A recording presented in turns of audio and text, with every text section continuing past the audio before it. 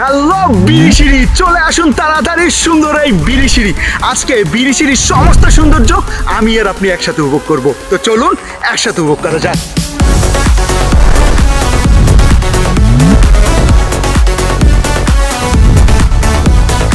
আজকের এই ভিডিওতে বিরিশিরির সমস্ত সৌন্দর্য আপনার সামনে তুলে ধরবার সাথে সাথে কমপ্লিট একটি ভ্রমণ গাইডলাইন দিব। তো চলুন ভিডিও শুরু করা যাক। Hello guys, it's me Laksu and welcome to my vlog Birishiri. Birishiri বাংলাদেশের নেত্রকোনা জেলার সবচেয়ে সুন্দর একটি জায়গার নাম। পাহাড়ে ঘেরা মেঘালয় রাজ্যের পাদদেশে ছোট ছোট পাহাড়ের সাথে রং মাখানো পাহাড় আর সুন্দর লেক আপনার মন কেড়ে নিবে। আর সাথে সাথে দেখতে পারবেন রানীখং মিশনারি, পাহাড় থেকে বয়ে আসা সোমেশ্বরী নদী, গারো পাহাড় আর মেঘালয় রাজ্যের বড় বড় পাহাড় সহ বেশ কিছু দর্শনীয় স্থান। তো চলুন একদিনের ভ্রমণে ঘুরে আসি চীনামাটির পাহাড় নামে খ্যাত বাংলার বিরিশিরি থেকে। ঢাকার মহাখালী হতে 12টা থেকে 12:30টার দিকে মামুনি এবং নিশিতা নামে দুটি বাস বিরিশিরির উদ্দেশ্যে সেরে যায়। তাদের নিজস্ব কোনো কাউন্টার না থাকার কারণে তারা রাতে বাসের সামনে বসেই টিকিট বিক্রি করে। আপনাদের সুবিধার্থে বাসের নাম্বার আমি ভিডিও ডিসক্রিপশনে দিয়ে দিব। রাত 12:30 মামুনি বাসের একটি টিকিট কেটে আল্লাহর নামে রওনা দিলাম বিরিশিরির উদ্দেশ্যে। খুব সকালেই পৌঁছে যাব, তাই বাসে উঠেই একটা ঘুম দিলাম আর সকাল 5:45 দিকে পৌঁছে গেলাম বিরিশিরি বাজারে। Good morning everyone. এখন সকাল 6টা বাজে অ্যান্ড 6টা বাজে আমি একটু আগে বিরিশিরির যে বাস স্ট্যান্ড আছে ওখানে নেমে একটা অটোতে 20 টাকা দিয়ে এই যে বিরিশিরির যে খেয়াঘাট আছে এখানে চলে আসলাম। অ্যান্ড এখান থেকে আমরা যাব শিবগঞ্জ বাজারে। অ্যান্ড এই জায়গাটা আসলে খুবই সুন্দর। অ্যাকচুয়ালি নদীর পার আর দূরে ভারতের পাহাড়গুলো দেখা যায়। সো আসলে খুবই সুন্দর। অ্যান্ড আপনারা যদি আসেন আপনার সকাল 6টার আগে চলে আসবেন, বিকজ আজকে প্রচণ্ড পরিমাণ জ্যাম ছিল। এখানে বালুর ট্র্যাকগুলো রাস্তাগুলো দখল করে নিচ্ছিল, দ্যাটস ওয়াই একটু জ্যাম পেয়েছি, তাই একটু লেট হয়েছে। আপনারা 5:30টার দিকে বা 5টার মধ্যে এখানে চলে আসবেন। 5 টাকা দিয়ে নদী পার হয়ে অটোতে 30 টাকা দিয়ে লোকালভাবে চলে যাব রাসমণি স্মৃতিসৌধতে। আমার পিছনে যে স্মৃতিসৌধটি দেখতে পাচ্ছেন এই স্মৃতিসৌধের নাম হচ্ছে রানী রাসমণি স্মৃতিসৌধ।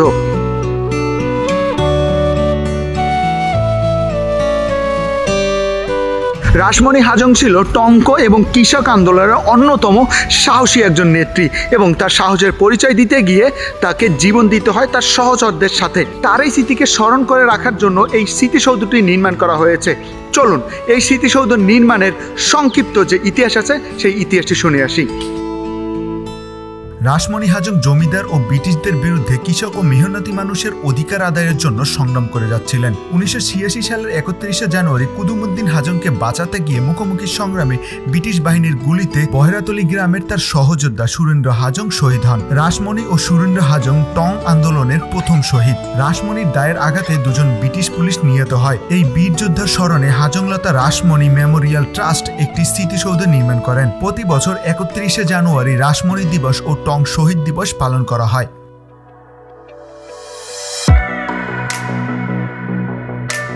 স্মৃতিসৌধ দেখে 15 টাকা অটো ভাড়া দিয়ে চলে যাব এখানে রানীখং মিশনারিতে। মিশনারিটি দেখতে হলে গেট হতে 2 থেকে 3 মিনিট আপনার উপরে হেঁটে উঠতে হবে। বর্তমানে এখন আমি আছি রানীখং মিশনারিতে। অ্যাকচুয়ালি এটি ক্যাথলিক বা খ্রিস্টানদের ধর্মচর্চার একটি স্থান। আপনি যদি এখানে আসেন এখানে দেখতে পারবেন যে কীভাবে খ্রিস্টানরা ধর্মটাকে চর্চা করে। আসলে সাধারণত আমরা মুসলিমরা মাদ্রাসা বা মক্তবে গিয়ে ধর্মটাকে চর্চা করি, ঠিক তেমনি তারা এই যে মিশনারিতে এসে ধর্মটাকে চর্চা করে। সো এখানে এসে দেখে যেতে পারেন, আশা করি ভালো লাগবে। মিশনারিটি দেখা শেষ করে পাশেই পেয়ে যাবেন সোমেশ্বরী নদী। সেখান থেকে একটি নৌকায় 30 টাকা ভাড়া দিয়ে চলে যাবেন নদীর ওপারে।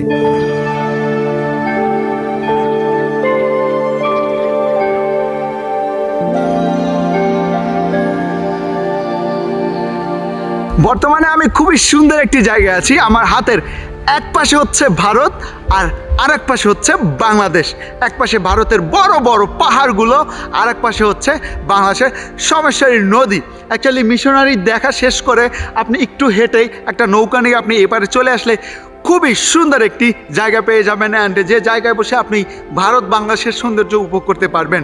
অ্যান্ড আমার পিছনে যে বড় বড় পাহাড়গুলো রয়েছে সবগুলোই কিন্তু ভারতের বড় বড় পাহাড়।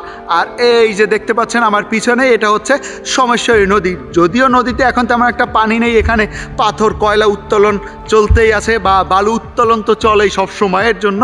ভারতের ওই পাহাড়ি অঞ্চলগুলোতে যখন প্রচুর পরিমাণ বৃষ্টি হয় তখন কিন্তু এই নদী একেবারে প্রাণ ফিরে পায়, এই নদীর যৌবন কিন্তু তখন ফিরে আসে। তো যাই হোক, খুবই সুন্দর একটি পরিবেশ কিন্তু এখানে আসলে আপনি পাবেন। তো অবশ্যই অবশ্যই এখানটা হয়ে যাবেন, দেখবেন অন্য লেভেলে একটা ভালো লাগা কাজ করে। এই সোমেশ্বরী নদী এখানে মানুষের জীবনে অনেক প্রভাব ফেলে, কারণ এখান থেকে কয়লা উত্তোলন করে এই অঞ্চলের অনেক পরিবার তাদের জীবিকা নির্বাহ করে।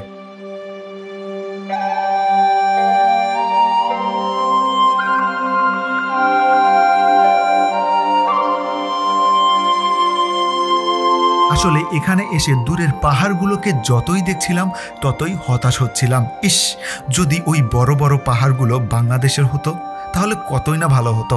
যাই হোক, আমার মতো এই আফসোস নিয়ে আপনারও এখান থেকে ফিরে যেতে হবে। এই রাস্তা তো বাংলাদেশের, এরপরে যাইতে হলে হচ্ছে ইন্ডিয়াতে, না? অনেকটা বাংলাদেশ বন্ধু আছে বাংলাদেশ। ও, এটা এদিকে কি কোনো গ্রাম আছে? হ্যাঁ, গ্রাম আছে। এদিকে গ্রামের নাম কি? ভবানীপুর। ভবানীপুর। এদিকে গ্রাম আছে? এদিকে ফার্মপাড়া। ফার্মপাড়া। ও আচ্ছা আচ্ছা।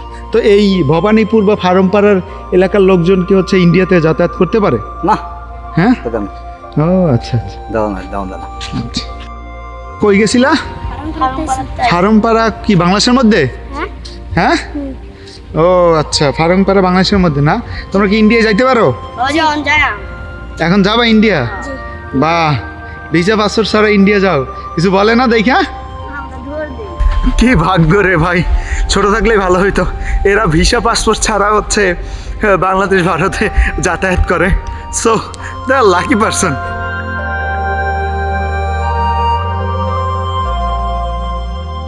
খুবই গুরুত্বপূর্ণ একটা কথা বলি, সেটি হচ্ছে কি জানেন, আপনি যদি নৌকা নিয়ে নদীর এপারে চলে আসেন অবশ্যই নৌকাটাকে রিজার্ভ করবেন, কারণ সাধারণত এপার থেকে ওপারে নৌকা তেমন একটা পাওয়া যায় না।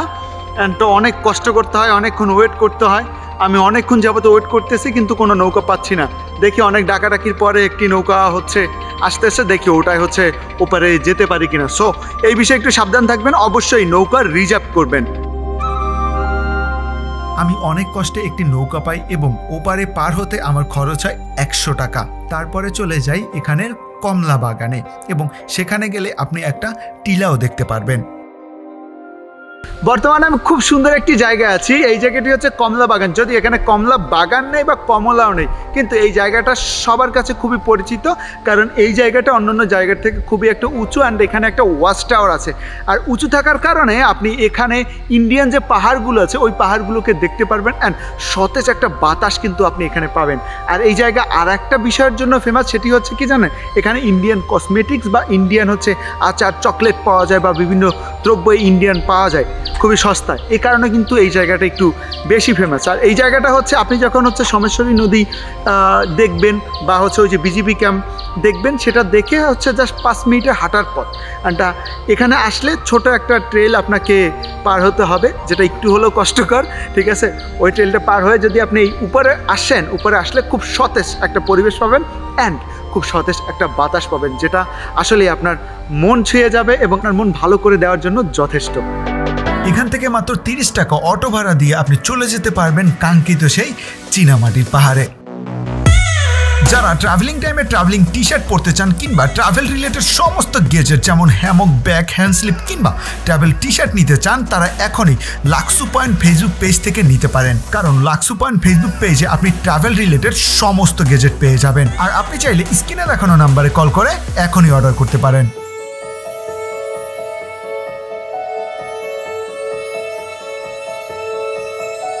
আমি গ্যারান্টি দিয়ে বলতে পারি যে এই জায়গায় যে আসবেন সে এই জায়গার প্রেমে পড়ে যাবেন, কারণ এত সুন্দর একটা পরিবেশ এবং এত সুন্দর একটা লেক, এবং লেকের পাশে যে ছোট একটা পাহাড় রয়েছে সেই পাহাড়ের রং আর কি পিঙ্ক কালারের, বা সেই পাহাড়ের রং হচ্ছে গোলাপি কালারের, বা সেই পাহাড়ের রং হচ্ছে সাদা কালারের।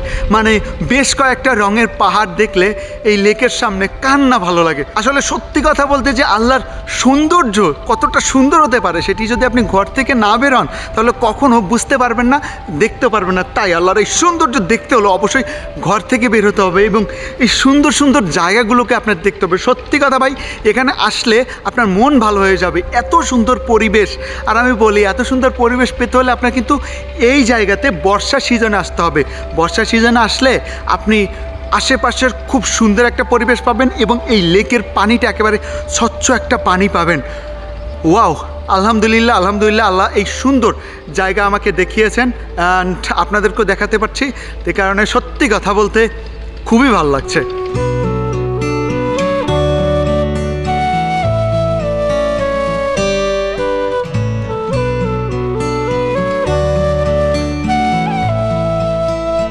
কবি হয়তো এই কারণে বলেনি যে বাংলার এই মুখ আমি দেখিয়াছি তাই পৃথিবীর রূপ খুঁজিতে চাই না আর। আসলে এখানে সৌন্দর্য আপনি দেখলে এটাই বলবেন যে মানে ছোট একটা জায়গার মধ্যে এতটা সৌন্দর্য লুকিয়ে থাকতে পারে। আসলে ওই যে লেকটা, একটু আগে যে লেকটা দেখেছি, ওই লেকটার আরেকটু সামনেই হচ্ছে এই একটা লেক। অ্যান্ড এই লেকের পানিটা দেখলে আপনি অবাক হবেন। মানে পানিটা হচ্ছে পানি কালারেরও না, নীল কালারেরও না, মানে অন্য লেভেলের একটা বা অন্য রকম রঙের একটা হচ্ছে পানি, যেটা খুবই খুবই সুন্দর লাগে। সত্যি কথা বলতে আপনি এখানে আসলে ভিন্ন কিছু দেখবেন যেগুলো আপনি আগে কখনো দেখেননি। অ্যান্ড আসার পথে আপনি মনে করবেন যে এই পরিবেশটাকে মিনি একটা সুইজারল্যান্ড। অনেক সুন্দর। আপনি যদি এখানে আসেন আপনার ভীষণ ভালো লাগবে।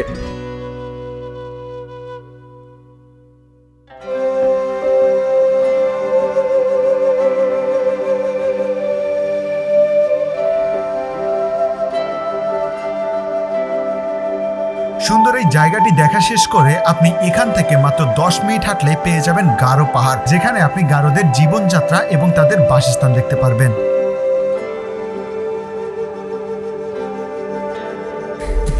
এখন আমি আছি হচ্ছে গুচ্ছ গ্রামে। অ্যাকচুয়ালি এই গুচ্ছ গ্রামে দুটি সম্প্রদায় থাকে, গারো আর একটা জানে কি। তো প্রায় 300 থেকে 350 হচ্ছে ঘর এখানে থাকে। আপনি এখানে আসলে এদের বাচ্চাদের সাথে খেলা করতে পারবেন, সাথে গল্প করতে পারবেন, কিন্তু এরা ভিডিও করাটা তেমন একটা পছন্দ করে না। সো আমি এদের বাচ্চাদের সাথে দুষ্টুমি করছি, গল্প করছি। সো একবার যেহেতু নিষেধ করছে যে ভাই ভিডিও করেন না, দ্যাটস ওয়াই আর ভিডিও করি না। সো তাদের সাথে গল্প করতে ভালোই লাগবে, মজাই লাগবে। পাহাড়, নদী আর সুন্দর প্রকৃতি দেখতে দেখতে কখন যে একটা দিন ফুরিয়ে যাবে সেটি আপনি কল্পনা করতে পারবেন না। খুব সুন্দর একটি দিন কাটানোর জন্য এই বিরিশিরি হতে পারে খুব সুন্দর একটি জায়গা। তো অবশ্যই বিরিশিরি আসবেন এবং দেখে যাবেন এর আসল সৌন্দর্য। আজকের মতো এই পর্যন্তই, দেখা হচ্ছে নতুন ভিডিওতে। সে পর্যন্ত ভালো থাকবেন, সুস্থ থাকবেন, আমার জন্য দোয়া করবেন। আল্লাহ হাফেজ।